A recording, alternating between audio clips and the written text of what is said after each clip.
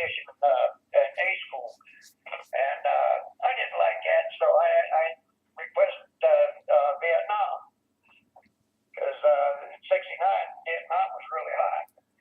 Well, they put me on board the JFK, and I became a machinist mate down the hole. Down the hole, that's down the engine room. They got boilers and the turbines. The turbines are about 4.5 feet in diameter. It's the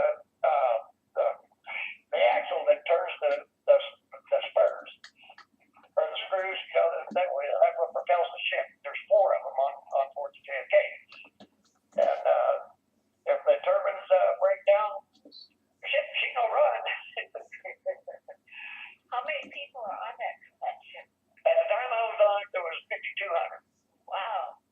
And then the particular department that you were assigned to, of course, was engineering, and engineering was divided into main propulsion, auxiliaries, and electrical, and any other divisions?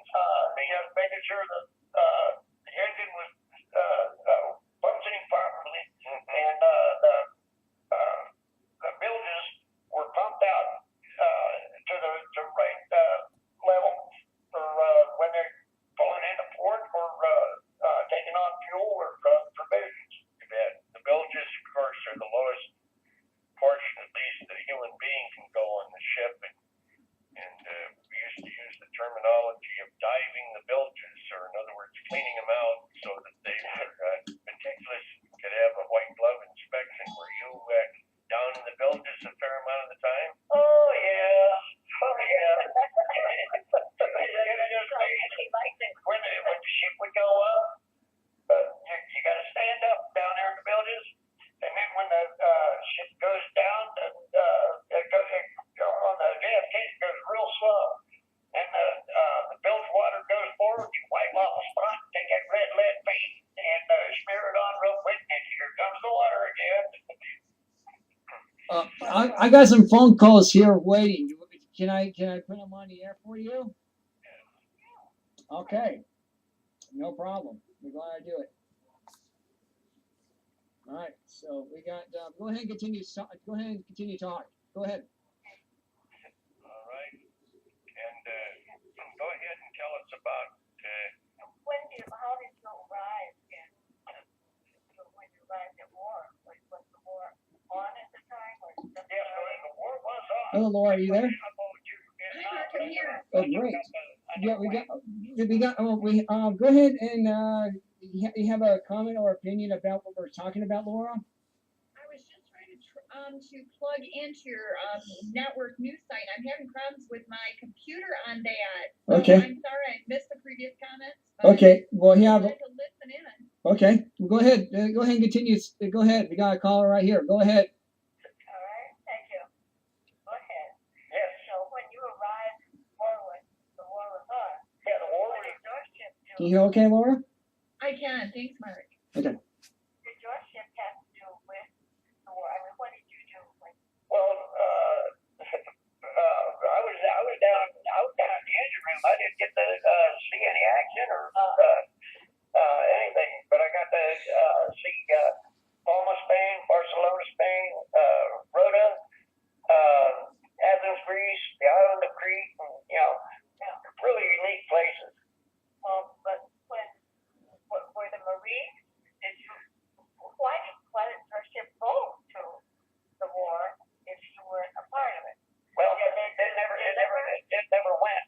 It never went to Vietnam. I see. Okay. You went then as a reported then to the Mediterranean, which is the 6th Fleet, and your ship reported into that fleet commander that you were on station in that Mediterranean area. Correct. Yes. And What did you do there? how many?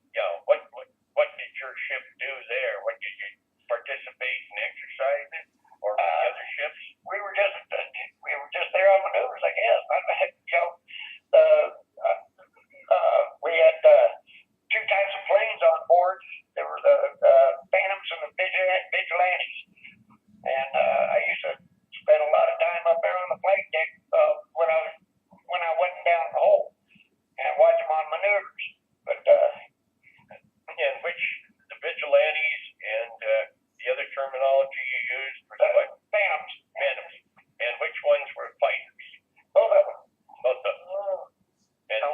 any observation or scout planes or other additional aircraft? Not on board, but we had a lot of different types of props coming in, supply ships, which supply ships, they come in. They were called whales because they looked like a giant whale. Were the Marines assigned you all the time, or did you let them off? Oh, they were always down there in their hole. Otherwise, they'd be up on the flight deck doing their workouts, you know. But they were always active. The ship had a brig for correction of those that had problems, and was that monitored and looked after by the Marines? Yeah. Well, the Marines were the caretakers, but they usually didn't usually stay in the brig very long down on the ship. They probably just smacked their hand and turned it loose because they'd rather have me working because when you're on the ship, where are they gonna go? Exactly. It sounded, what do Marines and the other part of the ship do? Are you together or do you separately? They had their own compartment. They have their own compartment and they could go on and off the ship whenever they wanted to. Yeah. And so, because the Marines always are the ones that go and capture people and stuff. Did they do that? Did they bring captured people? So what do you do when No, they didn't capture. How do people do when they capture somebody? Do they bring them aboard the ship?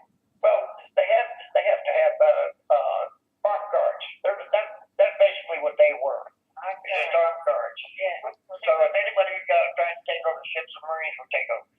Your job was very important. Did they have very many men doing the same job you had? Oh yes. In your group?